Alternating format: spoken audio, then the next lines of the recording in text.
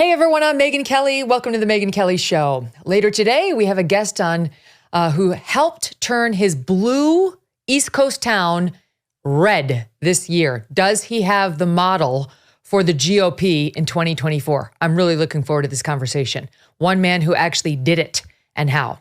But we begin with the reckoning at top colleges across America. Harvard President Claudine Gay is not going the way of Penn's Liz McGill, at least not yet. This woman hasn't met somebody who's slightly right of far left, who she didn't want to cancel or kick out of Harvard. But she gets to keep her job because she's Black, she's a woman, she's clearly a DEI hire, and she says all the right things to please her left-wing board other than, oh, I condemn calls for genocide against the Jews. This is absurd. Like I said with Tucker yesterday, even getting rid of Claudine Gay won't change a damn thing about Harvard. It's lost. It's disgusting. They're on a different mission now than they were generations ago to actually educate our best and brightest to become tomorrow's leaders. Now they're on a mission to turn everyone into woke zombies who will vote Democrat. And that mission continues. Claudine Gay, she pushed out people who were Black, who were white, men, women, didn't matter. Any position that wasn't woke far left, she loved to target. She lives to fight another day because, God forbid, this board get rid of somebody like that.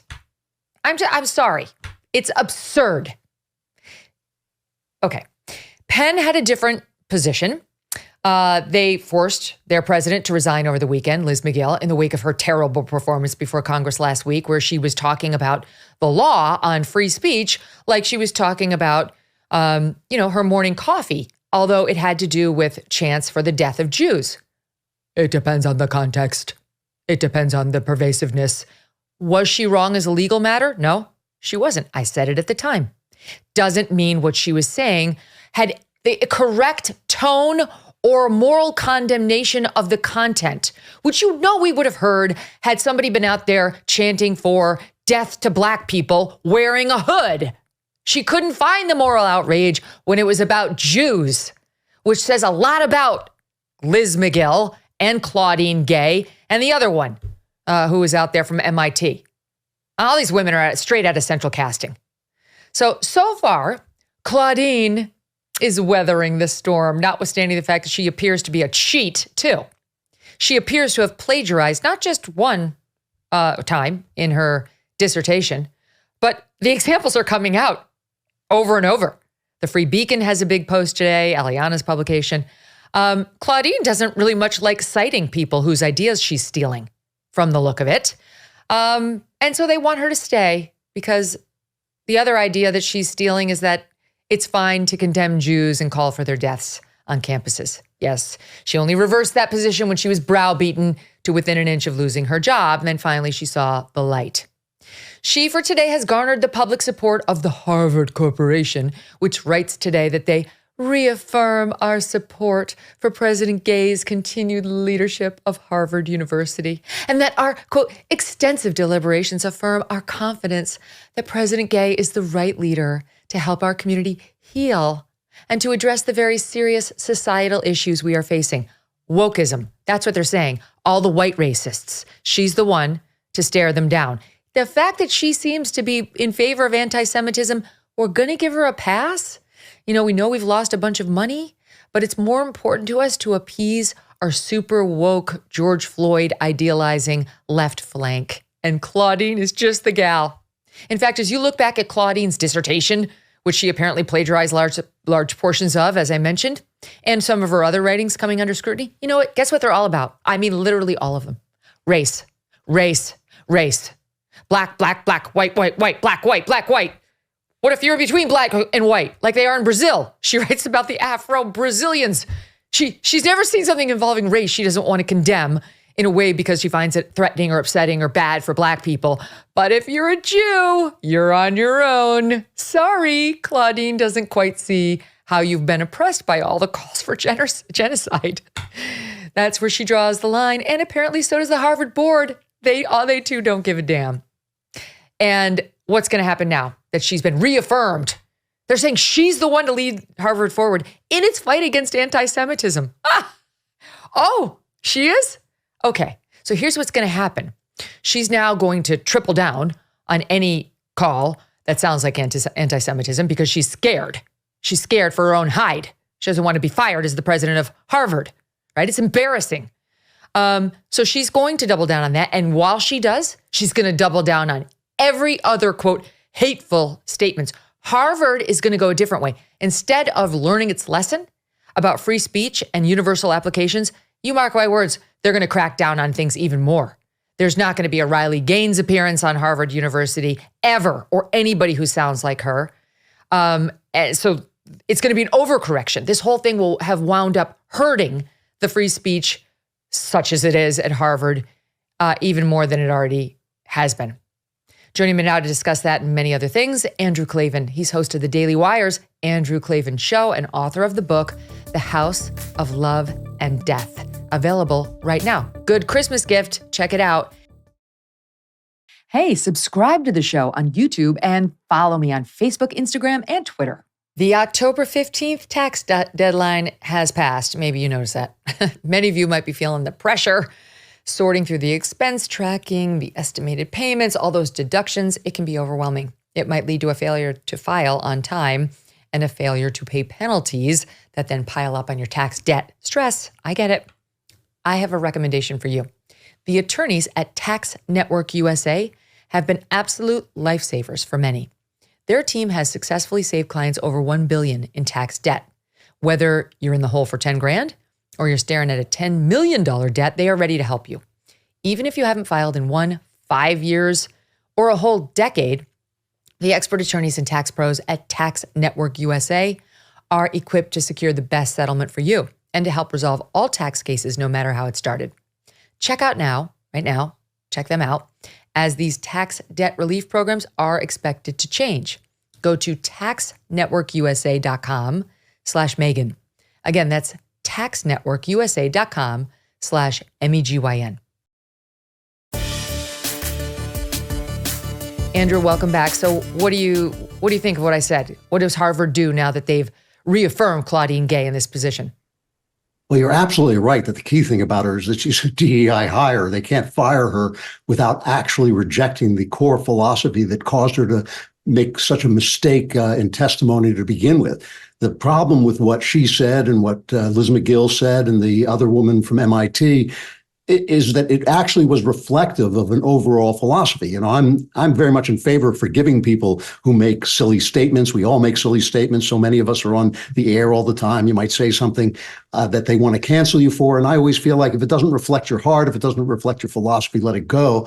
We should be eager to let things go and eager to show grace. But the problem with what these people said is that it was an actual reflection of an overall philosophy that puts Jews in a place that no other minority is in. The Jews, as I've always said, I always insist on this, Jew hatred is unique. It is not part of the othering of other people. It is something very specific. It's a rejection of all of Western civilization because the Jews wrote the book that gave us the God that transformed the classical mindset into the European mindset.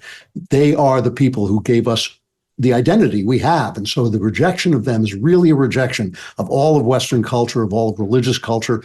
And they mean it. They mean that hatred against the West, that hatred against freedom, that hatred against the American way, where they attack Israel only as a proxy for the rest of us. So Claudine Gay is not going to go away for now. But, you know, the last time we talked, Megyn, you said that this is going to be a moment when these people are exposed. And I was a little skeptical because I don't think they're exposing anything. I think the people who support them already know what they believe, already know who they are, and they mean it. They mean to hate the West. They mean to hate the Jews. They mean to hate the God of the Bible. They mean all of that stuff, and none of that is hidden from the people who already support them. But I'm a little bit more hopeful now because I was pretty amazed at the widespread reaction against what these people said. I was expecting a lot more from the butt heads, the but, and well, she meant this, and well, she was trying to say this. but really they didn't peek their heads over the parapet because they would have had their heads taken off as they deserve. This is not a question of free speech. These people are not in favor of free speech, as you point out. You can't go to these colleges as a conservative without starting a riot that is often caused by the administration. It's not about free speech. It is about the hatred of the West, the hatred of the Jews, the hatred of the biblical worldview in a general sense, not like you have to believe in everything the Bible says, but simply in the way that the Bible infiltrates everything we think and everything we are. So, I actually think that maybe people and maybe important people with money, the money that supports these universities, are beginning to see that this is a mistake. Jews are hiding out like Anne Frank in these universities. They're ditching their symbols of their faith and their symbols of their, racial identity so that they're not attacked. And nobody is doing a damn thing about it. We hear a lot about Islamophobia, but the statistics show that the increase in anti-Jewish hate crimes is huge, where the increase in Islamophobic hate crimes is small and coming up from almost nothing. So this is a real philosophy, a real revelation, a real exposure of something central to the DEI woke idea. And I think you may be right, Megyn. I think maybe this is getting out. Maybe people are seeing this, and Harvard is going to make a stand. Let them try it. Let's see what happens. Yeah, I do think we're winning over every woke Jewish American. Every woke Jewish American, to the extent they're out there, they're now on our side. They get it. They get it in an acute way, other than these weird, Jewish Voices for Peace, which are, that they're not real. That's not a real thing. They're not pro-Israel, and they're certainly not pro-Jewish persons. They're on the other side. But in any event, here's the thing about Claudine Gay, and I maintain my optimism that you and I discussed. However, I'm not optimistic about people like Claudine Gay, and the way, like, what's happening on the university systems is just, it's a joke. And even getting rid of Claudine Gay wouldn't have helped, but at least it would have sent some sort of a message. Here's instead what they've done. And these people are so disgusting. God, it's disgusting. People want to get their kid into this school and listen to this board. Okay, Penny Pritzker. We talked with Tucker yesterday. The Pritzkers, they're like the number one funders of the trans agenda. They're the ones trying to shove, your boy can be a girl into every third grade in America. She's on the board. She's one of the ones who decided that Claudine Gay can stay. You go down the list. It's mostly women. I have to say, I'm sorry to condemn my own sex, but these women, they tend to be the worst when it comes to wokeism. They're just pathetic, and they think they're being empathetic, and instead they're just being pathetic, and they need to grow a pair. Okay, here's what they say. First of all, President Gay has apologized. She's apologized for how she handled her congressional testimony. Well, guess who didn't give two damns about an apology when a young man who had gone to the Parkland School down in Florida, where there had been that terrible school shooting, applied to Harvard and got in? Then it came out that he was part of this conversation with a bunch of other nimrods who were 16 years old at the time, where he said hateful things. He used the N-word, and he said a phrase like, kill all the effing Jews. However, he came out immediately and said this was an absurd conversation in which a bunch of adolescents were intentionally trying to use the worst words and say the most insane things imaginable. This was not this guy expressing a genuinely held opinion. It was a bunch of dopes at 16 years old saying provocative things to be more provocative. Guess what he did? He apologized when those private texts, not public testimony before Congress, surfaced. Do you think Claudine Gay gave him a pass? No, she put the boot on the forehead and shoved him right out of Harvard. A kid. He didn't get any grace from Claudine Gay. Then they say, we unanimously stand in support of her. At Harvard, we champion open discourse and academic freedom. Okay, I'm just going to give you a couple. I know you know this. Ron Sullivan, he was a dean of one of these schools. He got booted out of that position because he had the temerity as a defense lawyer to represent Harvey Weinstein. That's it. That was his sin. He did what criminal defense lawyers do. He represented a client who was in trouble with the criminal law. For that, he lost his post. But they champion open discourse and academic freedom. This was outside of his role as a dean. This is in his private life outside of Harvard, where he works as a lawyer. David Kane taught at Harvard in 2020. He was accused of writing offensive blog posts under a pseudonym, What were his sins? He claimed that most black students at Williams College wouldn't have been admitted if not for affirmative action, and that Williams would be wrong to punish students for political speech, even if that speech were in support of white nationalist groups. Well, he's right. He's right. I mean, there's been, KKK marches in this country. That's allowed in the United States of America. You can't punish people for it. You can choose not to hire them, but you can't fire somebody for saying, hey, we have a First Amendment, which is all he said. He got the boot. His one-year contract was not renewed by Harvard. Then there's Carl Higbie. This case has been in the news for quite some time. She was a lecturer on human evolutionary biology. Human evolutionary biology, she knows a thing or two about this subject at Harvard. When promoting a scholarly book about testosterone, she suggested on national television, there are two biological sexes, male and female. In response, a graduate student who also served as the director of the DEI group at Harvard denounced her as a transphobe. And guess what? Her colleagues stopped talking to her. The administration failed to defend her. The graduate students bullied her. This is all in The Atlantic, not a right-wing publication.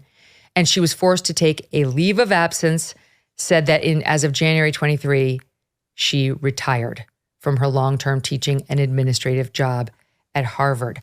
I don't remember the support of open discourse and academic freedom for Carl Higbie, who once again, unlike Claudine Gay, was making comments more in the personal lane, not in her official role as a professor. These people are disgusting hypocrites, Andrew.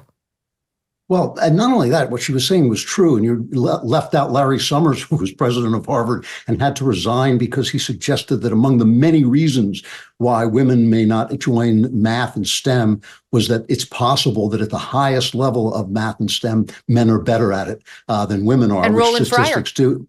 Roland Fryer, Yeah. who came to the conclusion that there is not a massive problem with racism in police shootings and was promptly defunded thanks to two trumped up BS small ball alleged Me Too allegations against him. Who stuck the knife in and twisted it? Claudine Gay, who wanted him not only to have his research lab defunded, which happened, but to have his tenure revoked. A black professor, Claudine Gay. This woman now, who we're supposed to, she apologized. She's the one to lead us into tomorrow. And they go on to say, she'll address anti-Semitism and other forms of hate effectively and courageously. It's the other forms of hate that saved her ass, Andrew, and namely her imagined hate by all white people against any persons of color. People don't understand what happens to conservative speakers when they go to these universities, and almost all universities with any kind of left-wing bent whatsoever. They think the students come out and protest and riot and heckle us. And that's true, they do. But before that happens, the administration gins them up. A lot of these students don't know a conservative speaker from Adam. They're not listening to the Daily Wire. They're not listening to you. They're not listening. They don't really know who we are a lot of the time because they're completely sequestered within a left-wing bubble. The reason they come out and the reason they get excited is because the administration, and especially the DEI parts of the administration, send out pages and papers to instigate that kind of anger by taking quotes out of context, by making us look like we're hateful or we're brutal in some sort of philosophical way, and by telling them that words are violence, which is hilarious when you're actually not protesting against people calling for the extermination of the Jews. So this is embedded in the university. This is not something that students just pops into students' heads. This is not something that they get from their professors and then they translate it into action. This is something that the administration is selling very, very hard. And so any kind of defense of what she's saying in terms of free speech, in terms of tolerance, is a complete lie and complete hypocrisy. I'm not even sure I would go as far as you would in defending free speech, in the sense that I believe that calling for violence against people is actually illegal speech. I mean, you can't call on people to kill each other and threaten people with physical violence. That is in fact illegal. And some of the things that are happening are so threatening to Jewish students that, as I say, they're living on campus like Anne Frank, hiding away. I think that there is absolutely reason to expel some of the people who take those actions and to call for them to stop and to penalize them. Again, I'm a free speech purist. I believe you can put forward any idea that you want. But if you express that idea in terms of threats and violence, I think that that's actually illegal and violates even your First Amendment rights. Listen, this is not, it's, as you said before, it's not about Claudine Gay. It is about a poisonous, toxic philosophy. Everything about DEI is wrong. Diversity is not our strength. I'm thrilled to live in a multi-ethnic country, but what brings us together is our unity and the philosophy expressed by the Declaration of Independence and made into law by the Constitution. That's what brings us together. That's our strength, that we're unified in this. Equity is another name for injustice. Justice is when people get what they deserve. Equity is when people get things because of the color of their skin. And inclusion, again, is not a moral.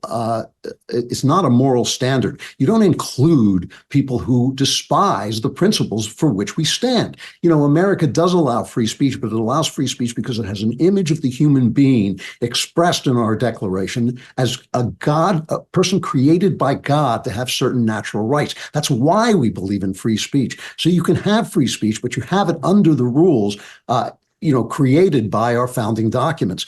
The fact these people are against all that, they're against our founding documents, but they're against it for thee, but not for me. They're against it when you do it, as all the examples you put forward, but not when Claudine Gay does it. This is a ratchet that only turns one way. It leads to silence. It leads to censorship. It leads to cancellation. It leads to the destruction of people's careers on the basis of not just their philosophy, but the color of their skin and where they come from. It is an evil, and what needs to be taken out is not just Claudine Gay, but the entire cancer that has infected so many of our top universities. And that's what I'm hoping is being exposed. I'm hoping people are beginning to scratch their heads and say, this isn't just about what she said in Congress. This is about the philosophy that caused her to say these things, and that she still believes and still represents, as does the board of Harvard. There was an interesting discussion on Bill Maher this past weekend with our pal, the guy from Fire. And they were talking about the First Amendment and, how far it goes, because these universities say that they'll abide by the First Amendment principles, even though they're private institutions. First Amendment governs what the government can do to you as a private citizen, not what a private institution can do to silence your speech. But they all say that they abide by First Amendment principles. And I thought they had a smart discussion in essentially saying, look, globalize the Intifada. Yes, you can say that means kill all the Jews. Intifada can also be defined as an uprising. I'm not saying I'm taking a position on it one way or another, but I can at least see an argument that general, quote, hate speech is not a First Amendment issue. Like you're allowed to say it doesn't rise to the level of incitement. Some of the other chants definitely get much closer. I mean, what they were chanting over in Australia, for example, gas the Jews. Yeah, you're in trouble. Now you've crossed a line. That's a tough one, yeah. Right, yeah. So there's a separate issue on college campuses, which is, the two of them. Number one, they're required by federal law to provide a safe learning environment for the students who are there, and they cannot be scared because of their race, national origin, religion, gender. The university is not allowed to create an environment for those students that is intolerable for one of those reasons. So there's the civil rights laws that protect them in an extra way. And then on top of that, which is really at the heart of the issue, Harvard has anti-harassment, anti-bullying laws or policies that it applies at the drop of a hat. If the speaker is white, never mind conservative, and God forbid wearing a MAGA hat, but they don't apply when the speaker is a member of Students for Justice in Palestine and the offended party or threatened party is a Jew. And that is where her double standard was most glaring. And I believe that's why Liz McGill got fired, because she didn't misstate the law. She lost her humanity and forgot about the separate duty to enforce their anti-bullying, anti-harassment policies equally, irrespective of the targeted group. I want to get to, because I know you've got a Hollywood background, very successful Hollywood screenwriter and author, as I mentioned. And this is kind of a toe in the Hollywood world, SNL. It's all these comedians, actors on one of the most popular shows in America for some 50 years, less so now, but it's been. And you would think this would be TV gold to get out there and mock Claudine Gay and Liz McGill and the other gal from MIT, Sally, who was also a nightmare. She's kind of escaping a lot of notice. They went the other way. It wasn't, the skit this past Saturday wasn't about mocking the absurdity of their cold, thoughtless, emotionless responses. It was all about Elise Stefanik. Watch this. Now, I'm going to start screaming questions at these women like I'm Billy Eichner. Anti-Semitism, yay or nay? I'm sorry, what? Yes or no is calling for the genocide of Jews against the code of conduct for Harvard. Well, it depends on the context. You pen lady. Same question, yes or no? Well, we are serious about stopping all forms of hatred, anti-Semitism, Islamophobia. And then the second one, and my tea lady, chance to steal. And keep in mind, if you don't say yes, you're going to make me look good, which is really, really hard to do. She went on to say, hate speech belongs in Congress. This is the fake Stefanik. Hate speech belongs in Congress, on Elon Musk's Twitter, in private dinners with my donors, and in public speeches with my husband, Donald Trump. They couldn't resist, to the point where even the ADLs, this is a left-wing group that hates right-wingers, came out and said this skit was atrocious, and other blowback against it too. SNL creator Lorne Michaels was born Jewish. I'm not sure whether he weighed in on this or not, but what did you make of it? Well, first of all, it was insanely unfunny. I mean, it was absolutely laugh-free. And as you say, it would have been so much easier to go after the universities and the way they think, but they simply cannot do it. The monopoly of this thought in Hollywood is almost complete, and it's so complete that they don't even know how complete it is. Listen, I get calls all the time from people who can't get work simply because they're white at this point. You only have to turn on, Netflix to see that you can't see, for instance, a couple who is white in a drama. Every couple has to be mixed race. Every story has to involve race at some level. We're constantly being preached to in subtle ways through the things that they do. And as somebody who, as I said, am thrilled to live in a country that is multi-ethnic and brings us all together through a philosophy instead of through our races, I think that's a wonderful, wonderful thing. But I don't want the people in Hollywood telling me what I have to think, what I have to see. Just let them do stories about the world the way it is, and that would be fine with me. The blacklist out there is real. The people who disagree with this point of view cannot get work. Even the slightest thought that a man can't become a woman is enough to render you unemployable. And it's a sin because it's a kind of a toxin that seeps into people's minds without their even knowing it, and it leads to fear. This is one of the things, when America was just getting started, when Tocqueville was talking about America, the thing that made Americans different than other people was not that they were equal in terms of the money that they made.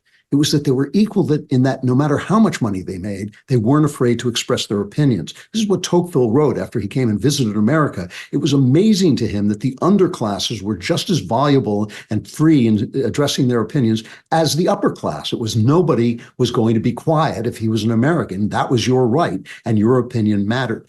The left has now managed to shroud this country in fear. It's pitiful. I mean, for someone who has seen better days than these, it is absolutely pitiful to see Americans trembling in their shoes when they're asked questions like, what is a woman? Or, is it wrong to call for the extermination of the Jews? Or is it possible that there's too much violence in the Islamist community? These are things that are facts, that are provable, that are statistic-based, and people are afraid to open their mouths and say them because they have created this culture of fear, and because, frankly, we on the right have not created a counterculture of courage, but instead have lived too long bowing to the moral standards of people who believe that you can kill babies 5 minutes before they're born. This is a serious cultural failure of the right. The people in Hollywood, and I work with them, I know them, they live for love. Actors, even writers, all kinds of artists, they're trying to win your love. They will do a lot of things for no money whatsoever if they think it will win them applause and status and a place to belong. That's who artists are in so many ways. The right has given them no place like that. It's given them no place where they can get good reviews. It's given them no place where they can win awards. It's given them no place where they can create and be lauded. We are so ready to condemn artists for the fact that artists are a little crazy that we don't actually welcome the things that they make. And so the left has taken over the arts completely. And the arts are they're like a toxin that has gotten into the blood of people and has caused them to be afraid. It is pitiful. It is pitiful to see Americans who were known for at least 150 years of our history as being fearless in the expression of our opinions, no matter what rank we held in the social scale. It is pitiful to see those people shivering in fear of expressing what in fact is the truth, that men can't become women, that there are differences in racial neighborhoods, that there are problems with crime, that people who commit crime should be put away no matter what color they are. These are the things that we're afraid to talk about and afraid to say because they have taken over the culture. And the fact that the people at SNL, at Saturday Night Live, could not come out and make jokes about the blindness of the Ivy League and the deafness of the Ivy League when they hear cries for the extermination of the Jews is just part of that. It's just the edge of the wedge. It's just the tip of the iceberg of the depth of the fear that is now everywhere in our culture. And it's up to us on the right to fight back against it. It's up to us on the right to create a world in which culture can be and art can be created that speaks back into that fear. And we haven't done it. It's been somewhat heartening to see Jewish Americans and non-Jewish Americans take out their iPhones and film the people ripping down the posters. Everybody's hero, Paulie, getting in the face of that guy and in that one confrontation, like, you don't pull down those posters. You got a right to object, but you can't pull down the posters. I love him. And then each day we get like little nuggets of good news. I want to give the audience this update. We covered this story last week when Farley's East Cafe out in Oakland, California, was 3 employees were caught on tape harassing a Jewish customer who wanted to use the restroom. She wanted to use the restroom because we believe she had already been in the restroom at another point, or somebody had told her what was in the restroom, which was anti-Jew graffiti. And she wanted to get it on her iPhone. And these 3 snot-nosed employees were completely rude, wouldn't let her in there, started harassing her about the Israel-Palestine conflict, and until finally they opened the door. Here's a little bit of what happened. We've given you all your food. I want to go into the restroom. You're holding up shit. All right. Also, currently, this is a private property. I want to go into the restroom. I do need you to leave. I know Israel loves taking private property and saying it's their own, but we gotta head.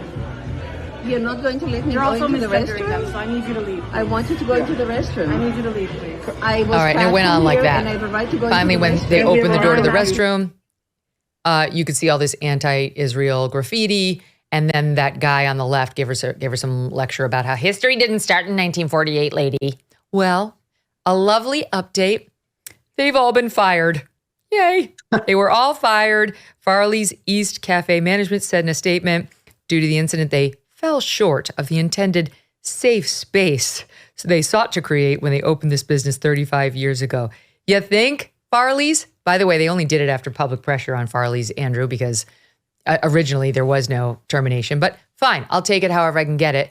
That's as a result of that woman whipping out her iPhone, filming the encounter, posting it. Somebody had to show some courage there, and that Jewish woman was the person.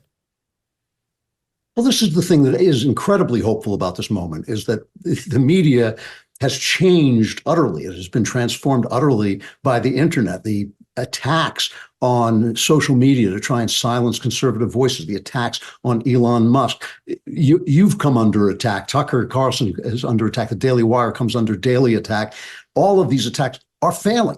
And they're failing in the same way that the unified Catholic Church failed when they tried to take out the voices that rose up after the invention of the printing press. Not a hit on Catholics, by the way. People who have the power don't want to give up the power, and that's what we're witnessing today.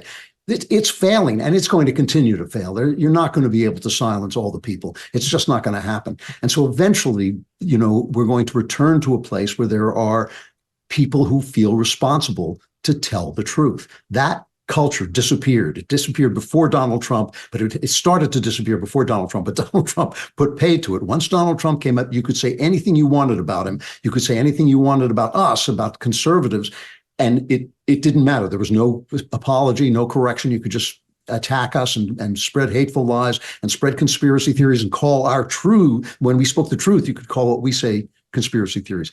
That's beginning to crumble. And it's going to continue to crumble. There is not going to be silence on the right. There's not going to be silence anywhere. So this is a moment of hope. It's a moment of change. It's a moment of struggle. But ultimately, I'm extremely hopeful that new voices and more voices are going to rise up and start to speak.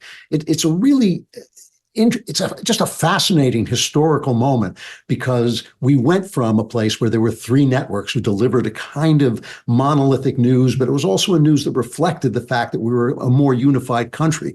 Now we've come to this point where we are absolutely divided, and we're going to have to test our ideas against one another. There are going to be debates in the press. There are going to be conspiracy theories that rise up and are destroyed. There are going to be other theories that are called conspiracy theories and then turn out to be true. It's happening now. And so, yeah, that iPhone that, as Andrew Breitbart said, makes every man a journalist, every person a journalist, is going to have a very powerful effect. Twitter, X now is going to have a very powerful effect. The spread of different kinds of independent media, a Megyn Kelly show, a Tucker Carlson network, a Daily Wire, all of these things are going to have a much bigger effect as we go forward. And I don't think it's going to stop. There's all kinds of reasons for anxiety and fear, but I'm very hopeful that we're going to win this fight to have more voices heard. And that's what you're seeing. As you said, those three people would not have been fired if that hadn't been caught on video. And once it's caught on video, it pretty well gets out there. And so the attempts to silence what Jewish people are failing. person would ever go dine at Farley's East? It's absurd. But, one of the themes of our discussion is, as we saw in the case of, Harvard and its policies on free speech and academic freedom, it's hypocrisy. That's what's stomach churning. That's what gins up the acid for me when they try to act like they're these highbrow moral managers of America. And then you see that their morals only apply one way, when the perceived victim is within their, pre-existing group of oppressed people. That brings me to Taylor Swift. So Taylor Swift, literally just voted Times Person of the Year. I think the most popular celebrity in America right now, the number one movie. You can go down the list of her accomplishments this past year alone. Decides it would be a great idea to go to a fundraiser for Gaza. Taylor Swift, who has been out there tweeting about her support for the LGBTQ community. You know what they do to that community in Gaza, Taylor, that you now want to support? They'll throw them off the top of a building. That's what you're contributing to. Who's talked about her support for women, her opposition to certain Republican lawmakers who don't support women in the way Taylor sees fit. You know what they do to women? You know what Hamas likes to do to women? You think we have equal rights over there, Taylor? That's what you're supporting at your little fundraiser for Gaza. They're taking the money that we're designating, the international forces are designated to help the suffering people of Gaza, and Hamas is using it to create more weapons. All this has been documented. But Taylor Swift would like to help raise funds for Gaza.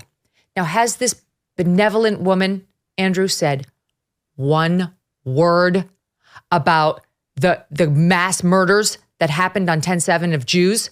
Has she said anything about rape and sexual violence being used against the Israeli women as a tool of war, which in any world is a war crime, which maybe Taylor would know if she spent 30 seconds Googling before she decided which cause to support?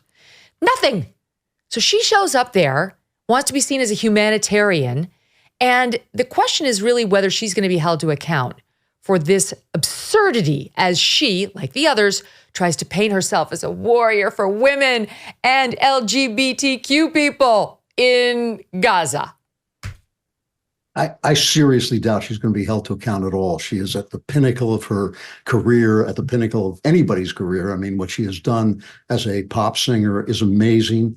And I just, she went to a comedy concert that was raising money ostensibly for humanitarian aid in Gaza, which in theory, anyone could support. War is a terrible thing. Innocent people are going to be killed. Children are going to be hurt and killed and displaced. But we all know that money, humanitarian aid, never makes it to the humanitarian causes in Gaza. It goes right to the terrorists. And as you say, they use it to build up their weaponry and their systems of escape, which put civilians in danger. And this thing about the sexual violence of the Hamas attack is really important. And the fact that Taylor Swift, who does speak up for the LGBTQ community, as it's called, and for women and all this stuff, is not paying any attention to that, nor is anyone on the left paying attention to the purposeful attacks on women, raping them to death, mutilating them as they rape them, purposely putting forward to, as they put it, to soil them and dirty them and make them into prostitutes in their, twisted vision of the world. All of that has been utterly ignored when it hasn't been decried as not it's not having happened, denied. It hasn't been denied. So no, Taylor Swift is not going to be held to account. She's too powerful. She's too big, and she's too likable. I mean, she's a likable pop star.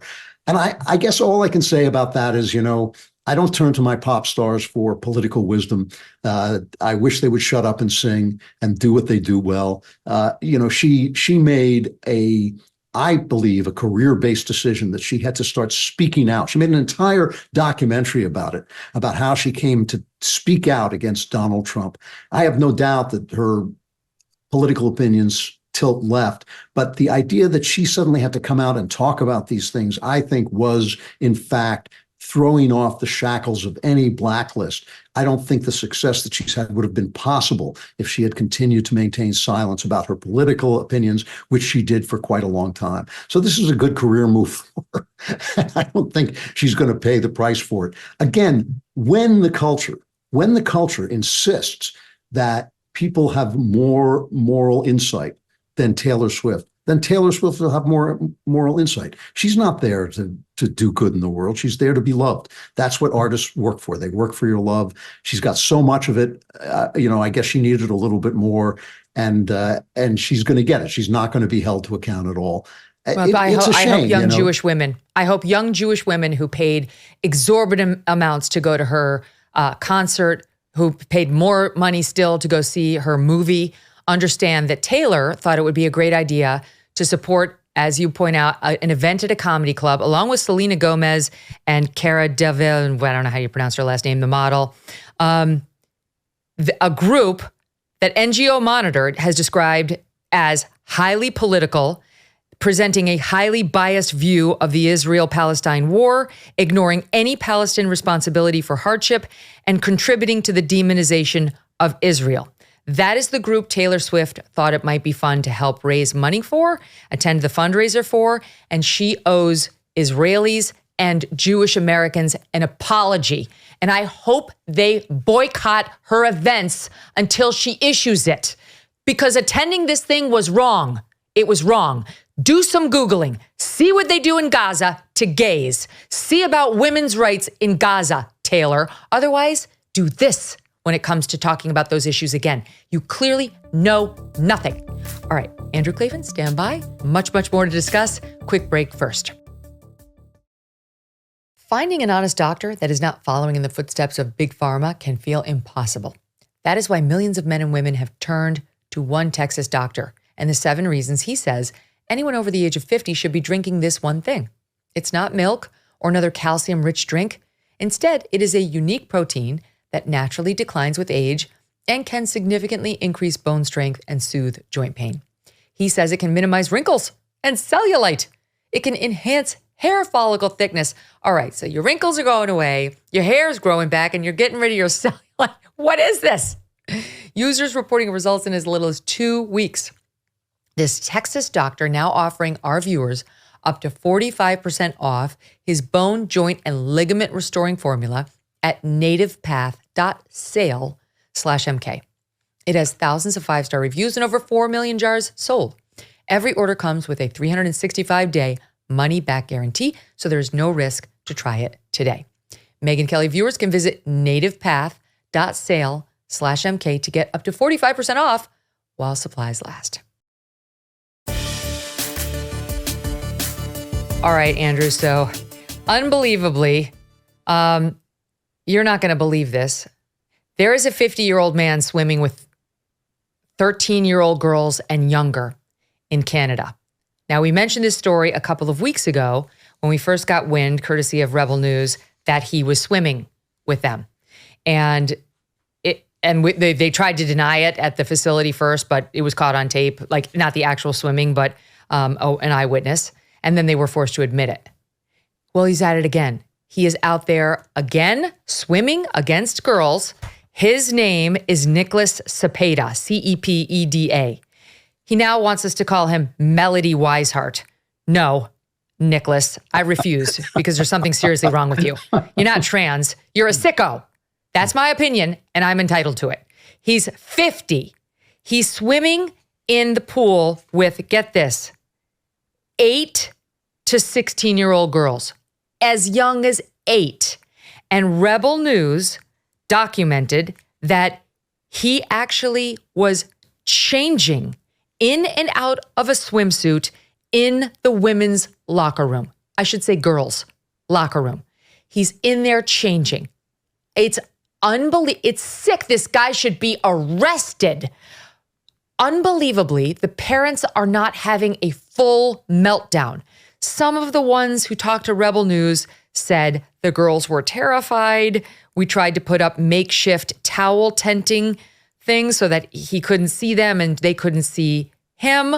We're trying to be accepting of people, but swimming against our kids and being in the locker room is not appropriate. But Swim Ontario stands by this guy, the 50-year-old man identifying as a 13-year-old girl. That's what he says, saying, we believe swimming is for everyone and that people, it's a quote, Swimming Canada and Swim Ontario, and that people of all shapes, sizes, genders, beliefs, and backgrounds should have the opportunity to swim to the best of their ability. The Rebel News caught up with one of the girls. She personally says she wasn't offended, but she spoke to some of what went on. Look at this. So we'll just go downstairs and see if anyone there wants to weigh in on this absolute scandal. Oh, I watched your YouTube video. Oh, did you? How'd you like it?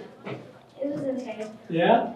Do you young ladies have any trouble with a mature male swimming with the girls? Melody? Yeah. No. No? Really? Okay. She goes in her change room. I see her in the mornings. Oh, okay. And she doesn't go in your change room? She does. Oh, okay. But she is a he, isn't he? I mean, he's still got this male you-know-what, right? Yeah. Yeah. Yeah. Okay. Have a nice weekend.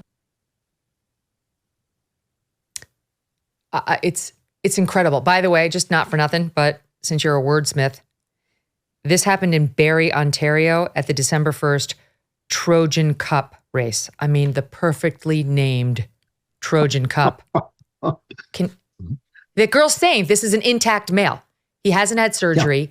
Yeah. That's his quote teammate. So this group is allowing him to be on the team, swimming and changing with the girls. They've lost their ever-loving minds. Well, actually, that's actually true, Megyn. I mean, first of all, I would like you to refer to me as Andrew Weishart from now on. I did like that name. But I have to say, you're actually right, though. This is induced mental illness, and it's incredibly widespread. And I think that it's the fact that we have this guy, Richard Levine, who calls himself Rachel and who insists that children should be transitioned if they want to. The fact that he's in our government instead of in Arkham Asylum from the Batman movies, I think is indicative of just how far this mental illness has progressed. This is not the first time in human history when madness has overcome the crowd, but it is one of those times. And I think it's time for us to start looking at this in some kind of insightful way and start talking about what is the incredible hatred against women that would cause us to cancel their very existence. Yes, what is the incredible hatred against gender itself that would cause us to want to cancel it? For most of us, I would say for 99% of us, the fact that we are two genders is the central pleasure of life, right? It is the reason that life is beautiful. It's the thing we all think about. It's the thing that young people look forward to. It's the thing that old people look back on and reflect on with warmth and nostalgia. It's the kind of love we're all looking for. The fact that there are people who can't participate in that may be sad and may be difficult and may cause us to want to have compassion and find some way to mitigate their pain. But to erase the central fact of the human condition, that we are gendered and in our genders, we recreate the human race, That's a true act of mental illness. That's a true act of madness. And so I think, it's interesting. I don't know if you saw the Barbie movie. This is this hugely successful movie in which there's a throwaway line in which one of the girls says, men hate women and women hate women. What else is new? And that's not the first time I've heard that. I mean, Martin Amis wrote that in a book where he said, if men don't like women, well, who does? And I think that that's actually speaking to some kind of truth about the modern human world, that women have become anathema to everybody, that women don't like themselves. They don't like the way they are. They think that they have to be men in order to be important or strong. They think they have to live a male life. And this has increased to the point of mental illness, since, again, this is where our pleasure comes from. This is where our love is directed. This is where creation takes place. Why is it being canceled? Why is it the enemy? Why are people who believe in gender and who believe in the beauty of gender and who believe in the pleasure of gender, why are they the enemy? This is a genuine mental illness, and a widespread one. And again, an induced mental illness is put upon us by our betters, the people in the elite. Why? I think we should really be thinking about this in a serious philosophical and psychological way, because it's spreading and it's obviously absurd, and it's causing even atrocities even worse than this obviously sick man swimming with these children. Yes, and this is not your first offense, Canada. Need I refer you back to Kayla Lemieux, the obviously deranged shop teacher who decided to do 2 watermelon fake breasts and a miniskirt. It was a dude who lied about having some condition, gynomastia, that grew fake breasts. I'm not done with the 50-year-old swimmer. Wait until you see Rebel News catching up with him. That's right after this break. Don't go away. Negative dings on credit reports happen to all sorts of people from all socioeconomic backgrounds. Understanding the credit landscape can be extremely tough, and spending the time to dispute and repair these so-called dings can be a full-time job. Good luck to you if you already have one of those or if you have children. For starters, you have to deal with 3 separate credit bureaus, which is a massive headache. And I'm going to tell you from experience, it's unpleasant. It's stressful, and it's a lot to manage. It's also a common misconception that people with poor credit scores are just those who don't pay their credit card bills. They just blow it off. No, these can be very hardworking people who are negatively affected by divorce, identity theft, medical debt, student loans, or they're just folks who don't have the time or are too overwhelmed to fix this. But if you don't address negative credit items, they can come back to haunt you for years. And when it counts the most, like when you're trying to get a mortgage at a competitive rate. The good news is that our sponsor, Lexington Law, wants to help. Go to lexingtonlaw.com. Start today with a free consultation and review. Tell them Megyn sent you at lexingtonlaw.com. Andrew, so Rebel News caught up with this man, Nicholas Cepeda, who wants us to call him Melody Weishart, age 50, swimming with girls age 8 to 16. Last month in October at the Markham, Ontario race, he competed against a bunch of 13-year-olds. And now in the locker room, as you heard there from one of his teammates, a young girl, changing right in front of them without any, not that it would matter, but without any sex change surgery. So he was spotted by Rebel News, doing a great job up there in Canada. Love, love, love Rebel News. And here's what happened. In the meantime, we're going to watch him swim. Just will you see the perverse visuals of a 50-year-old man lining up against 13 and 17-year-old girls.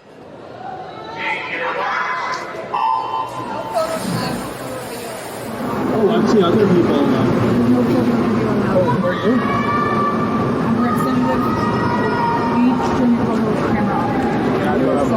We finally have a definitive answer to where Nicholas Cepeda changes and showers. It is in the girls' dressing room. I saw it myself with my own eyes. He didn't go into the male dressing room. He didn't go into the family dressing room. Mr. Cepeda, what is your deal? Why are you swimming with 13-year-olds? Why are you breaking world aquatic rules? Why are you a coward? Do you have a record of sexual perversion? Protect me from these people. Protect us from what? Where are you going?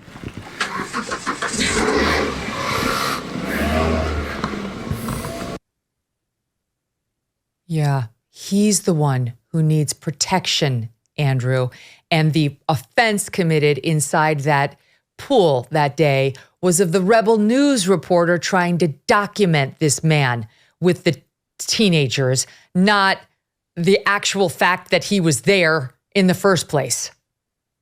Yeah, the fact that this is happening in real life makes it a little hard to take in, but you have to stop, pull back for a minute, and think of the cultural failure that we're witnessing when this happens. And it happens here too. I mean, it's not just in Canada. I've never seen anything like this. I've never seen a 50-year-old man with preteens. This is a true outrage. But you've seen that guy with the tremendous muscles, Leo, what's his name?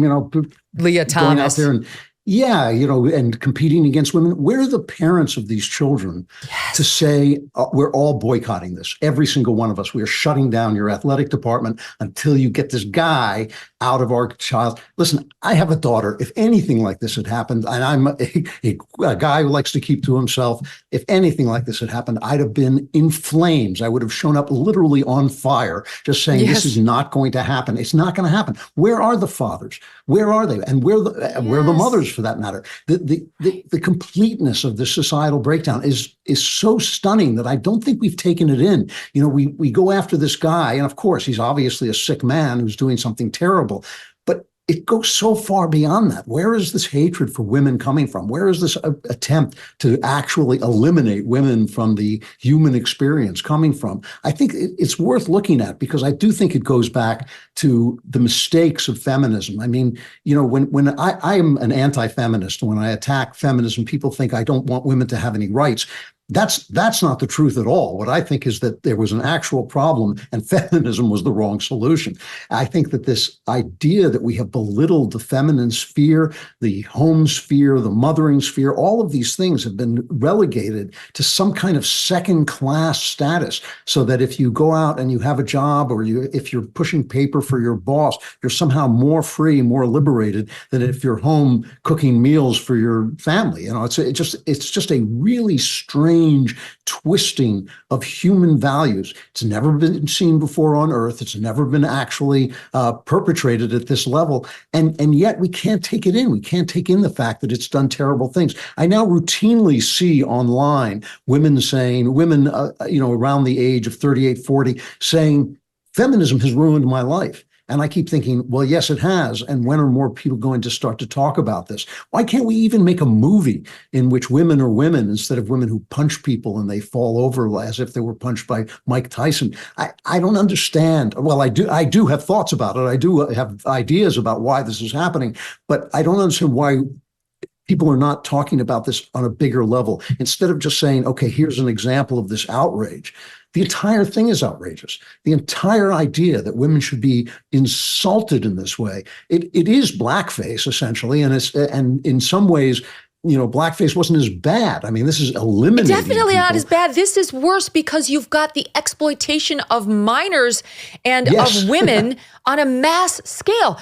There is an unhealthy proportion of these so-called trans, quote, women who are autogynephiles, men who get off sexually by dressing as and pretending they are women. I don't know whether that's the case with this guy who we're watching in Canada, Nicholas, but the odds are good. What mother of a prepubescent girl or immediately in the midst of puberty girl would allow that guy within 10 feet of her while she's changing in a locker room? Shame on those parents. Shame on you all. You protect your daughters or they will be exploited. It is up to you. And it's up to Canada Swim and it's up to the swimming body. Rebel News is right. There's an organization called World Aquatics, which says male swimmers who transitioned after puberty cannot swim with females. All of this ignores the absurdity of the fact that the man is 50. But there are so many people to blame for what happened to those girls in that pool. And think about the connection too with what we were talking about before, the atrocities in Israel, the things I can't even talk. I don't even want to talk about the things that were done to women during the October 7th attacks in Israel, but they're so awful, so intentional.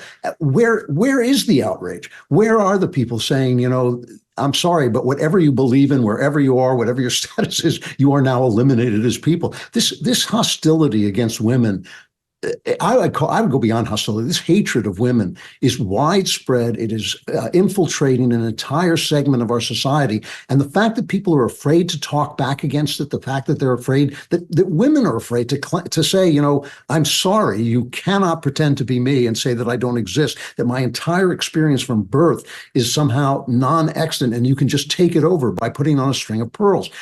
I cannot understand why. I think we're so shocked maybe by the size of the insanity, by the vastness of the lie, that we're having a hard time reacting at the level that we should be reacting. The outrage should be complete. It should be entire. And the fact, as you say, the fact that fathers are letting their daughters go undefended in this situation is an atrocity in and of itself.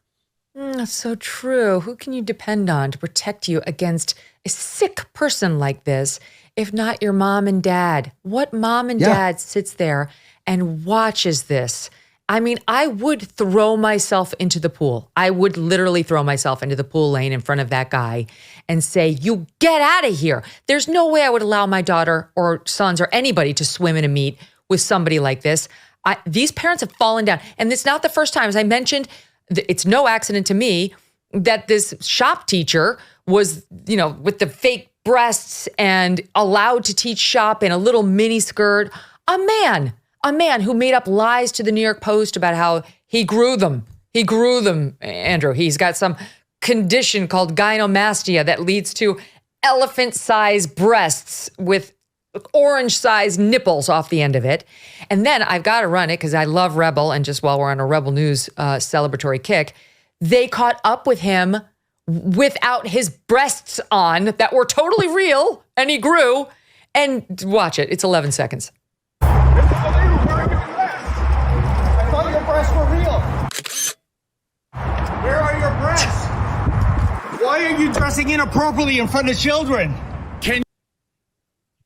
Can we got to create like conservative Emmys, and like conservative the Cronkite Awards. This is, they're tolerating this nonsense time after time up there. And here. I don't mean to excuse us. I'm just saying, like, the most egregious late examples are coming from up north. Yeah, what you just said, though, is actually really important. We have no infrastructure for awarding journalism. We have no infrastructure for awarding art. We have no infrastructure for awarding our point of view. So when you come out with this insanity, a man can become a woman, Dylan Mulvaney it's day one of being a girl, and so let's celebrate his girlhood. When you come out with that insanity, there's no cultural blowback. There's no one to say, of course they should win an Emmy for that kind of material. They should win a comedy award for that sort of material. They're protecting children. They're protecting children. That's much like, look, that leads me to you guys at the Daily Wire. So many of us trying to fight back, but Daily Wire with Lady Ballers is one big middle finger at everything we've just discussed, right? It takes this issue, it shows it for the mockery that it is of women and women's sports. And on cue, the left-wing establishment is horrified. Andrew's in Lady Ballers, which is, you can see it if you subscribe to Daily Wire Plus. It's just a one. Do we have it? Do we have Andrew's one-liner? I would love to see it. All right, we'll drop it in post-production for the podcast listeners. Getting done.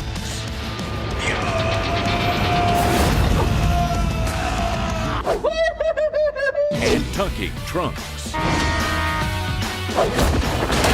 No, she didn't.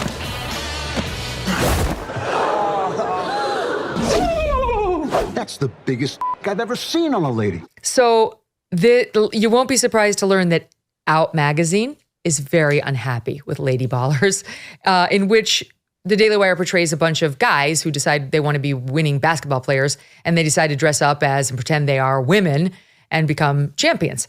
Out Magazine says the trailer for this is the worst thing we've ever seen. It is a well-known fact that right-wingers cannot make good art and don't have a sense of humor. And the Daily Wire is reminding us all of that with the new preview for its first feature-length comedy film, Lady Ballers. It goes on to say, it almost seems like the people who made the movie understand that if their premise was real, there would be real-life examples of groups of men like this taking over women's sports. There aren't. Even Leah Thomas, the University of Pennsylvania swimmer and possibly the most famous trans woman athlete in the world at the moment, was only ranked as the 32nd best female swimmer in D1 college swimming during her senior year. Now, just a little fact check before I turn it back over to you. Leah Thomas, in February of 2022, came in first in the 200-yard, the 500-yard, the 100-yard freestyle events at the Ivy League Women's Swimming and Diving Championships at Harvard. Leah Thomas, in March of 2022, won the NCAA 500-meter freestyle title. Leah Thomas, overall, by the conclusion of his swimming career at UPenn, his rank had moved from 65th on the men's team to first on the women's in the 500 and 554th on the men's team to 5th on the women's in the 200-yard freestyle, in addition to the other records that Leah set. So Out magazine better remind itself that there are actual women who read it and aren't obsessed with Leah Thomas and its lies. Actually have done some fact checking. I think, is Out magazine for both gays and lesbians? Does it have to be for the Leah Thomases? Leah Thomas doesn't fit in. In any event, Andrew, here we go again. Many years ago, I did a satire video about this so-called two-state solution in Israel, saying we ought to have a one-state solution where the entire Middle East is turned over to the Jews because the Jews run things so much better than everybody else. And I thought, that's such an obvious joke. Someone has obviously made it. It must have made it before. So I don't want to steal anybody's, humor. So I went looking for it. I thought Saturday Night Live has got to have done a one-state solution joke. It's such an obvious joke. It didn't exist anywhere. And I suddenly realized all of this stuff is just lying there on the ground, waiting for the right to pick it up. This Lady Ballers thing, it's not like an act of genius to make fun of this. It's already funny. All you have to do is put it on screen. And that's really all the Daily Wire did, was they just put it on screen, wrote a funny story about it, made some funny jokes about it, and it's funny. And so the fact that the left is so exercised about it, they're just exercised about it, that they weren't able to stop it, because that's what they've been so able to do. It's all a joke. I mean, it is all hilarious because it's so absurd. And the fact that nobody, I don't know if you remember when Obama was president and Saturday Night Live writer said, he's like a wall of obsidian. He's so smooth. There's nowhere to find any humor. I mean, this is a guy who ate dogs, who smoked dope, who said, we're going to transform America. They couldn't find a single joke to make about Barack Obama. This is the mindset that we're dealing with on the left. And the fact that we can just pick this stuff up off the ground is every good reason for the right to start making culture en masse. We should just start turning out movies like this because it's just so easy to keep doing it. I'll just add a couple more stats to our list. You have got, it's a long list of men who have competed in women's sports, but the latest happened at, stand by and I'll find it. In Illinois State Cyclocross Championships on December 3rd. Actual woman Kristen Chalmers finished third after trans athletes, these are men, Tessa Johnson and Evelyn Williamson. Tessa and Evelyn competed as a team in two of the races, claiming first place in both. They chose T. Estrodolls as their team name, referencing the women's sex hormone. Aren't you so cute, making fun of us and making fun of our hormones too? A lot of us have to deal with estrogen for real, unlike you men posing as women, and the many issues it creates in a woman's body. God bless us, I'm just saying. One of them competed in both the men's and the women's categories at a race back in March of 2020. Both the men's and the women's. Guess what happened, Andrew? I'll give you one guess what happened when that man posing as a woman competed with the women? What place do you think he came in? I'm guessing number one, but I'm also guessing he didn't do as well when he competed against men. You got it. He came in first against the women. Amazing. In the men's like race against 40 cyclists, he didn't even place. Did not even place. But Out Magazine says it's not happening, so I guess we need to believe them. The woman who came in third, who we just showed up on those podiums, who was third, she defended the two transgender cyclists. It's like a form of brainwashing. It's brainwashing. She came out to say, we refuse to be falsely presented as victims in a manufactured controversy driven to further alienate and marginalize those most vulnerable within our community in service of rampant and harmful anti-LGBTQ plus legislation. Inclusion makes our sport and community stronger. Everyone is welcome here. Trans women are women. And to her credit, Riley Gaines spoke out about this and said, you are a traitor to ethical and fair sport and a traitor to women. Hear, hear, Team Riley. Yeah, Riley Gaines. I mean, she's like the last. It's like Invasion of the Body Snatchers. I keep waiting for Riley Gaines to turn up and have been taken over by mock Riley Gaines, because it is like this widespread disease. And again, I think the power of culture, the power of media has never been more better demonstrated than in this moment. The power of people to put forward a complete falsehood, something that has no scientific backing, has no, there's no evidence of it because there can't be any evidence of it. It's not true. And convince people that they should sacrifice their athletic careers in order not to be harmful to this make-believe condition that people have. It is really as if people with anorexia were being told, yes, you really are too fat. Sure, you only weigh 70 pounds and you'll be dead if you don't start to eat. But you really, you look fat to me too. I don't want to be hateful and say that you're not fat. It really is like this mass delusion. And it just shows you the incredible power that the left has amassed in the media, in the academy, in the news media and the entertainment media. And the power of that, the power of that to change people's minds and make people think that the emperor is wearing clothes when he's walking around stark naked. It's an amazing power, and we've neglected it way, way too long. And I'm glad to see the Daily Wire and hopefully other places start to strike back against that, because it's a monopoly that has to be broken. Here's a little shoot of grass for you as we close out that piece of the discussion. Dylan Mulvaney, recently named one of Forbes' annual 30 under 30 for his mockery of women. He spoke at Penn State's Robeson Center's Alumni Hall. Happened to be the same location where Riley Gaines was scheduled to speak in October prior to the school canceling Riley Gaines' appearance. But Dylan Mulvaney, a man pretending to be a woman, is more than welcome. Apparently, according to Young America's Foundation, which went and took a photo of the hall, I haven't seen whether this is what they're reporting. I don't know this firsthand. No one showed up. Look at all the people, Andrew, in this photo who showed up to hear Dylan Mulvaney. Literally nobody is there. Perhaps they showed up later, but Dylan Mulvaney normally charges $40,000 to show up anywhere and speak. And this university, Penn State, found a place for him, but not for Gaines. I have no hope for the colleges and what they did to Riley, but I do have hope seeing an empty lecture hall, that normal people are taking a hard pass on the Dylan Mulvaneys of the world. Well, it identified as a full lecture hall, so that's the important thing. I think nobody showed up, but they identified as somebody. I think that's the important thing.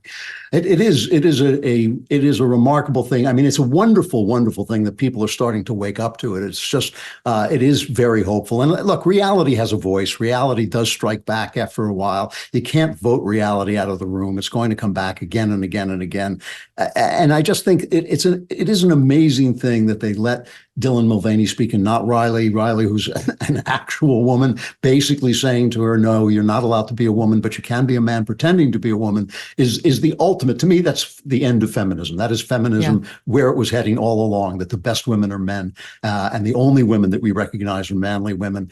It's so offensive and so anti-human and so anti-life that it's got to collapse eventually, because human life will continue. I hope you're right. Okay, now I want to switch gears to Anthony Fauci, because he said something unbelievable that I thought you'd be perfect to respond to. He gave an interview, and during the interview with the BBC, he made a comment about, he was asked whether he still goes to church. There was something about the chapel in which he and his wife were married, and he was asked if he still goes to this church for Mass. And here's what he said. You don't practice anymore, do you? I don't, no. Why? A number of complicated reasons. Go on. We have a whole corridor. First of all, I think my own personal ethics on life are, I think, enough to keep me going on the right path. And I think that there are enough negative aspects about the organizational church that you're very well aware of. I'm not against it. I identify myself as a Catholic. I was raised, I was baptized, I was confirmed, I was married in the church. My children were baptized in the church. But as far as practicing it, it seems almost like a pro forma thing that I don't really need to do. He doesn't need to worship because his own personal ethics. He can rely ethics. on his own ethics. I mean, he did such a great job during the pandemic that I think I can understand what it looks like to rely on your own ethics once you've walked away from God. You know, I always feel a little bad about banging this drum, because I know it's off-putting to people to be preached to, and I don't mean to preach to them, but just pretend for a moment, just imagine for a moment that God is a real thing, that God exists. Life is different in that case. Just like it's different if gravity exists than if it doesn't. The results of walking off your roof are going to be different if gravity exists than if it doesn't exist. The results of living without God are going to be different if God exists than if he doesn't exist. And I think the evidence, both scientific and simply emotional and cultural, are that God is a real thing. He actually operates in the world. He operates in the hearts and minds of men. Of course, you can be a good person without believing in God. You just can't make any sense while you're doing it, because as every great thinker has ever said, without God, anything is allowable, anything goes. There is no moral judge. You know, we live in a world, you know, C.S. Lewis said this. He said, God made human beings to run on him, to run on God, to find their happiness in God, to find their motivations in God, to find themselves in the image of God. And the people who don't do that ultimately wind up lost, and the cultures that don't do it collapse. And they collapse for the very reason that they've gotten rid of an aspect of reality. So I think it's worth having an open cultural discussion in which we talk about the evidence for the fact that there's God. At least we should be able to do that. And this is another thing that the left has been able to shut down, is conversation and debate. You know, we no longer have conversation and debate. We have shouting matches and insult dealing and cancellation. But really a thoughtful conversation about what it's like to live without God and what it's like to live with God is something that we should be talking about, because I think the evidence is becoming more and more clear. God is a real thing. He really does operate in the world. He's not just an invisible, you know, granddaddy up there in the sky. He's actually something that has an effect. When you have faith in him, you act differently. Your life goes differently. The things that you think about are different and more realistic. I converted very late in life. I was baptized as a 49-year-old man. And all I can tell you is my great fear in doing that was that I was going to lose my sense of reality, that I was going to become, you know, a happy talk, a big smiley face, and start to talk about life as if there were no cruelty or evil in it. The exact opposite happened. I became a much more realistic person, much more able to predict what people were going to do in given situations, much more able to predict what was going to happen to my culture and my society in given situations. And that led me to believe that I had come to believe in something that was real, even though it wasn't visible to the naked eye. I think this is a conversation we have to have, because guys like Fauci, he's paid no penalty for the fact that he screwed up this country so badly that it's going to be decades before it recovers from his personal ethics. Maybe the question should be raised. Well, if your personal ethics nearly destroyed the United States of America, maybe your personal ethics aren't enough, and maybe you should reconsider the church you left behind. Amen. Andrew Klavan, I love when you're on. Thank you so much for coming on the show regularly. It means a lot to us all. Great to hear from you. It's always such a pleasure, Megyn. Thank you so much. Oh, it's just truly one of my favorite people. Okay, we're going to be right back. And I'm very excited to talk to Carl Higbie. I've known him for a long time since we were at Fox together. He's now over at Newsmax. And the reason he's coming on today is because this is a guy who found a way of taking a very, very blue town, Greenwich, Connecticut, and turning it red. He's going to offer you the blueprint, maybe we should call it the red print, for your town next. I've got big news from Bonner Wines. This is only for true adventure seekers who are looking for more in their wine drinking experience than your grocery store big box wines. The Bonner Private Wine Partnership is releasing a wine so rare, it sells out practically every time it's been available. They invite you to come on an extraordinary journey to a remote vineyard where a never-before imported gem has wine enthusiasts everywhere raving. Picture this. Ready? Altitudes of up to 9,000 feet. Grapes up there defy nature's harshest challenges, thriving in poor soil, enduring extreme UV rays, and facing a thin atmosphere and volatile temperature swings. How can this be? How does the wine survive in this climate? Well, it does. The result of all this is a one-of-a-kind extreme altitude Malbec. Now, I have arranged special access for my listeners to get a bottle of this rare wine. Here's how you do it. Go to bonnerprivatewines.com, BONNER/MK, and become a member of the Bonner Private Wine Partnership. But act fast because you don't want to miss your chance. bonnerprivatewines.com/MK. Go there now for wine at 50% off plus free shipping.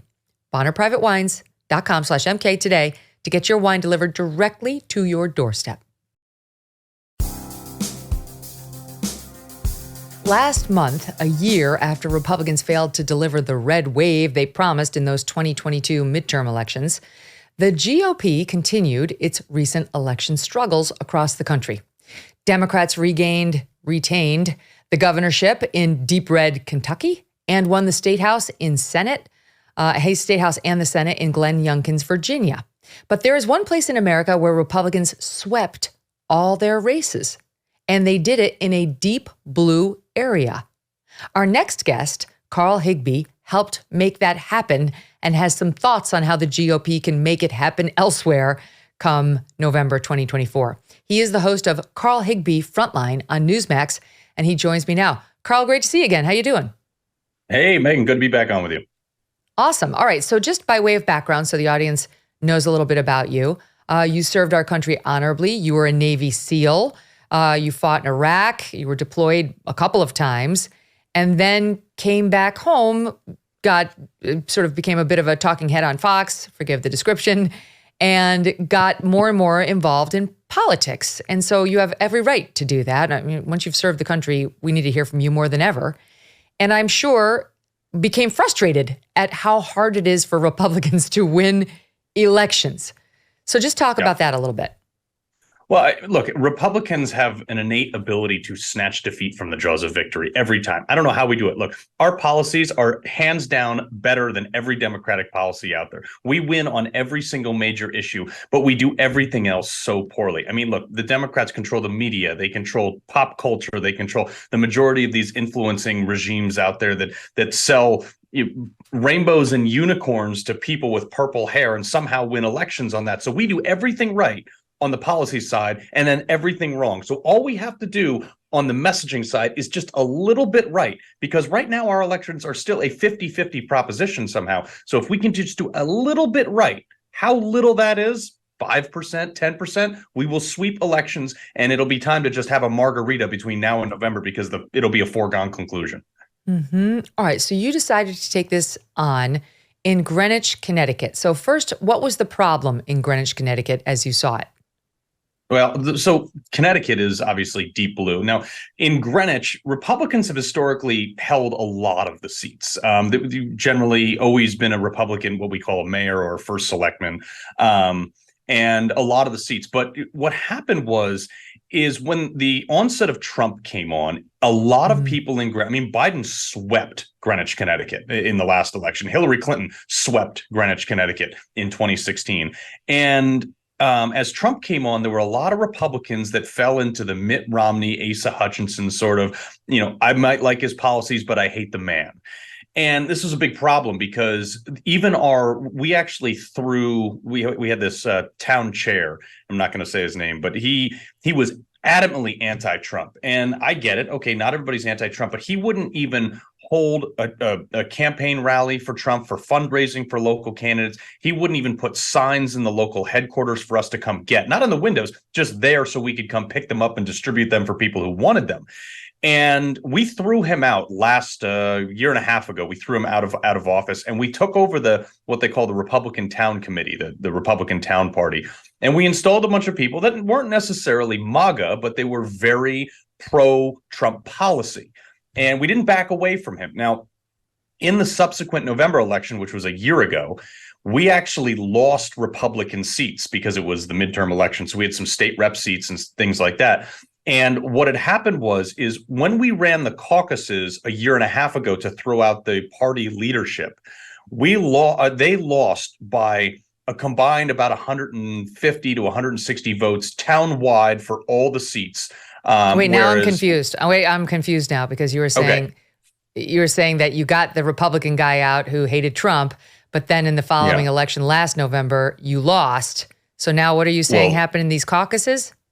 So what's crazy is the people who we threw out, all the anti-Trump Republicans that were not really Republican, they were more Mitt Romney kind of, they went out and voted Democrat a year ago in those elections. Okay. And we lost a couple seats because of that. And we're talking 80 vote margins on state Senate, state rep races. So the following year, which was last month, we went to bat. We went to war with these people. We exposed them. Every single ad we put up did not go unanswered for anything that they said bad about a Republican, anything a Democrat said bad about a Republican. We made sure we answered it, and we exposed them for a lot of that. And what happened was a lot of them came back to the side of the Republican Party rather than the anti-whatever the new people want. And through that, we were able to get on board with the messaging that Democrats have traditionally used. Now, Democrats historically have always beaten us down on social issues. So we took a page from that book. We fought back on every social issue. And we said, hey, look, if you're in Connecticut and your primary concern is abortion rights, we have a Democratic House, a Democratic state Senate, a Democratic governor. You're never going to lose your abortion rights in Connecticut. Maybe you should be more concerned about $4 a gallon gas. And it resonated. We also beat Democrats in Greenwich on early voting. That's never happened in my lifetime, Megyn. That's so critical. And that's been a big debate within the Republican Party. As you know, Trump was criticized in 2020 for saying, don't do it, don't trust it, vote only on election day, which has traditionally been when Republicans are more likely to go to the polls anyway. So he's feeding into a pre-existing bias by GOPers to do it that way. And it turned out to be a big mistake. It turned out to be a big mistake 100%. Because the Democrats banked so many votes prior to. And a lot of people, whatever, on election day, you get busy, the line's too long, it rains. There are all sorts of things that can thwart your pre-existing plan to vote. So how? But like saying we want to get out the early vote is one thing. Actually doing it and getting Republicans to get over that bias is another. 100%. And that's the thing is traditionally in the Republican Party, and this is the problem, it's like the Democrats are so organized. They are decades ahead of us on strategy, on infrastructure, and on the number of people that they have recruited to these ground voting things. And what we did historically in the Republican Party, a lot of people want to talk about it. They want to pontificate about it, especially in Greenwich. But a lot of them think that they're too good to walk around and go door to door in houses and make phone calls. Look, I made 450 phone calls on election day. I'm not telling people what to do. I did it myself. I knocked on over 200 doors in my community myself to try to get people out to vote. So this is what it takes. Whose doors? Were doors of Republicans, registered Republicans? So Republicans and independents. So in Connecticut, we're about 25% registered Republicans, or in Greenwich, and about 35% registered Democrats, and the rest are independent. We have huge swaths of independents there. But yet, when we came down to election day, we won every single thing. Every single Republican that was on the ballot in any position won their seat, which is insane. So what would you say? I'm curious. If you knocked on somebody's door or they picked up the phone, and I imagine if it's a Republican, it's a little easier, but if it's an independent, you never know. What would you say to get them to actually get off their tuchus and go vote? Honestly, I brought it all down to groceries, gas, and mortgages. I said, do you like what you're paying here? Do you like what you're paying there? I mean, look, Connecticut has historically high gas prices. Okay, that's the number one thing. Hey, do you like paying $3.89 a gallon for unleaded fuel, the lowest level? Do you like paying $4.50 a gallon for diesel? Like, look, Connecticut, and this is the thing, the Connecticut has some of the highest taxes on fuel. So you can make this case on local policy, you can make it on state policy, but also the local issues that were driving people on this time. They want to put low-income housing in a lot of areas in Greenwich, which, okay, fine, fair enough. But how they're doing it and how they're violating our own zoning laws to do it, people were awakened by that. And if you went to someone's door and says, hey, that train station parking lot that you normally park in, they're actually going to turn it into a 200-person apartment complex, and your parking lot's going to be a quarter mile down the road. How do you feel about that? Oh, I don't like that. Well, vote Republican. That's so smart, right? Because people are busy. They don't always have the time to understand all the issues that are on, especially the local ballots. But that's the stuff that will most affect them, that and school board races and so on. So how much do you attribute the big wins to that, with all due respect to you and your efforts, versus the country can't stand Joe Biden? If you look at the latest polls, my God, his approval rating is the lowest it's ever been. I read the Wall Street Journal poll the other day on the number of people who say that Trump's policies have helped them. Trump's above water by 12 points versus Biden. Has he helped or hurt you? And Biden's underwater by dozens of points. They blame him for their economic situation. So how much does the national situation play in? Well, so I think in this situation, it actually didn't play in very much because this was an off-year election. There were no congressional races. There were no state-wide races. It was just local elections, which, look, as historically, Republicans have been pretty successful in local races, but not to this extent. I mean, our first selectman, a Republican, won by a 20-point margin in a year that the previous year went swept for Democrats. So, you have to look at the fact that Joe Biden wasn't on the ballot. A lot of his policies weren't on the ballot. We kept it local. And the Democrats, and I think this might have been their fatal flaw, they made this election for any Republican on the ballot in a non-national, very hyper-local election. They made it about Donald Trump, and we didn't back down from him. We said, hey, you love him or hate him, his policies worked. We're not going to run away from him, but he's also not on the ballot, you moron. All right. So what do you do with that going into November 2024? How can that be nationalized? So the problem that Republicans always forget, especially highbrow Republicans in places like Greenwich, which is they don't want to fight. They don't want to get in the dirt with the Democrats. We did. It's unfortunate, but you have to. That's the game we're playing. Republicans consistently get in the boxing ring, ask what the rules are, get hit in the face with a chain, and then we go down for the count. So I'm right. I mean, it's so frustrating. So true. But so we kick back, and every single op-ed they wrote about us, we dug into their candidates. We dug into their history, who they've donated to, what their policies are, what they've said on social media going back 5 years. Megyn, you've known me for a long time. People have dug stuff up on me from 10 years ago and used it against me. We did the same thing. And there were a lot of highbrow Republicans that reluctantly were on board this time, but reluctantly, who said, no, we can't get in the dirt. We got to take the high road and stuff like that. I said, look, you can take the high road all you want, but you got to win elections. Mm-hmm. And that damaged their negative campaigning works. That damaged their candidates to such an extent that people were like, I just can't vote for these Democrats. So, I mean, you clearly disagree with Trump's hesitancy. I mean, I'll show you. I asked him when I interviewed him in July. Well, no, it was in September. What's the plan to unrig it? That was the number one question my audience wanted me to ask him. You say it was rigged. What's your plan to unrig it? Here's what happened. Watch. Everyone knows you think 2020 was rigged. How are you going to unrig it in 2024? I get that question a lot too. Look, they use COVID to cheat. They cheat anyway, because how can you win elections? Open borders, high taxes, high interest rates, no voter ID. I mean, everything they do is like April Fool's Day. It's the opposite, okay? They have horrible policy. They're only good at cheating on elections. You want to know the truth? Because Republicans are bummed out. They're thinking, I'm not even going to vote. Forget it. My vote's not going to count. Just the opposite. They're going to get it by the mail-in ballots again. They're going to vote in numbers that you've never seen before because they see what's happening. Should they do the mail-in? Should the GOP voters do the mail-in? Okay, here's what we can't allow. Yeah, I would say let them do it either way. I'm less on that. I like the Tuesday stuff. So be clear. What is the message to the voters? Do you want them to do the vote-in, the mail-in vote, or no? Everybody, people say yes, do it. It's somewhat frustrating, right? Because I think you want them to be much more clear. Like, do it for the love of God, do it. And look, I love Trump to death. I back the man, but yes, you're absolutely right. I think that if he there's so many people that will listen to exactly what he says. I mean, he says, go out and vote, get your stuff in 6 weeks, a month, 2 weeks, whatever the allowance is in whatever state you're in, just go do it. And if they forget, then they can go vote on election day. I don't understand that. But don't you think Trump, I believe, legitimately in his head believes the election was stolen from him. And he believes that the mail-in ballots were manipulated. And so I think he still genuinely has a distrust of them. Like, all my voters are going to send in a Trump vote, and then those big bags that we see of votes are going to, get lost. I think that's his fear, and I think that's the fear of a lot of Republicans. So what do you say to them?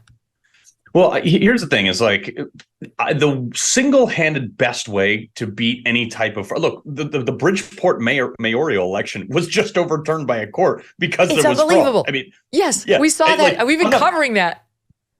So it happens. It's not like it doesn't happen. However, can I walk into a courtroom and prove that Trump lost? Or Trump won? No, I can't. So I'm not going to say it with any reasonable responsibility. Do I have my feelings? Of course I do. However, Megyn, if you want to if people are so bothered by this, and maybe Trump hasn't gotten to this point yet, but he needs to tell people to go work at the polls. You want to fix the problem? Go work at the polls. You don't need a policy. You don't need another election. You can just go down to town hall, volunteer, and say, I want to sit at the polls and double check ballots. Boom. There you go. That's a great idea. Oh my gosh, that's so simple.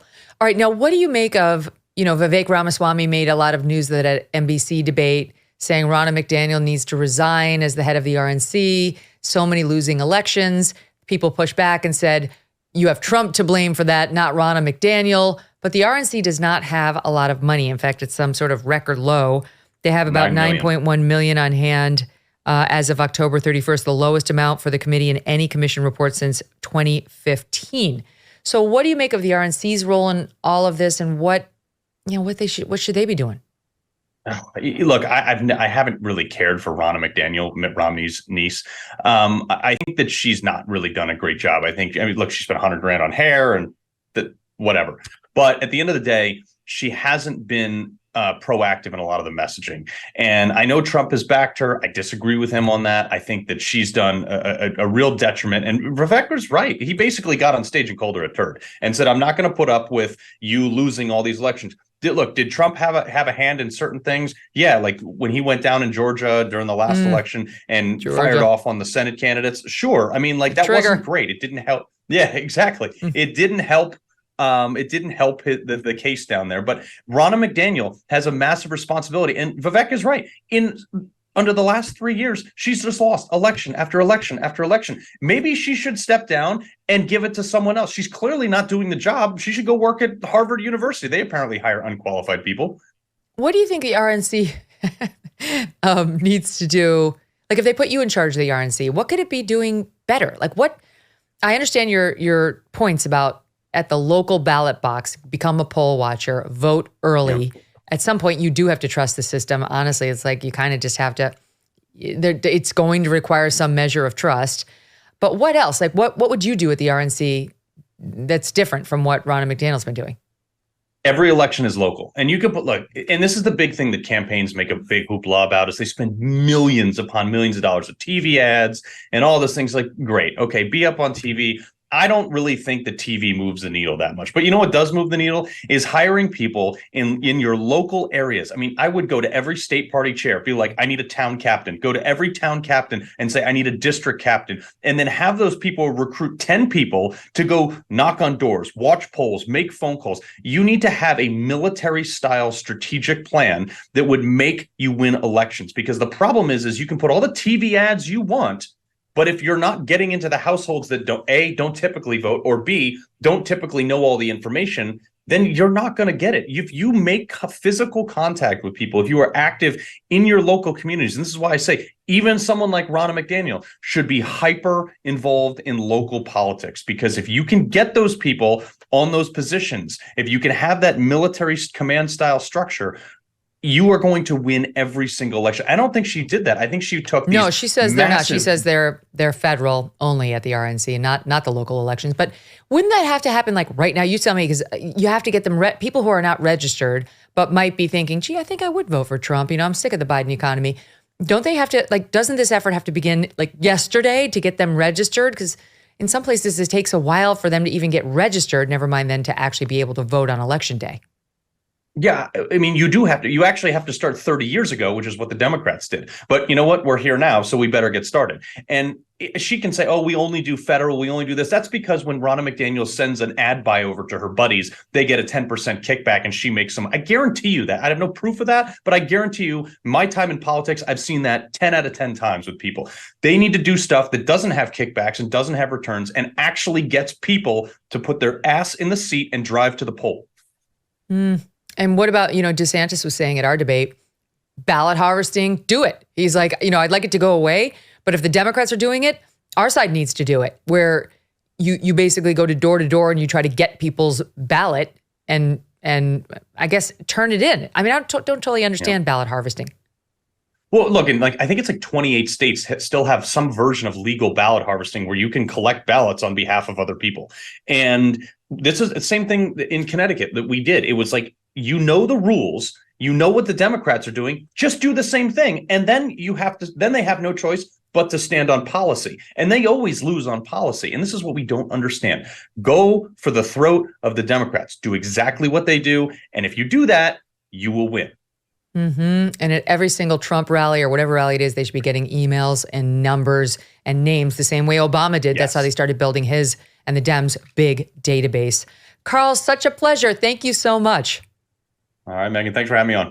All right, talk to you soon. Tomorrow, a deep dive on Hunter Biden. Don't miss that.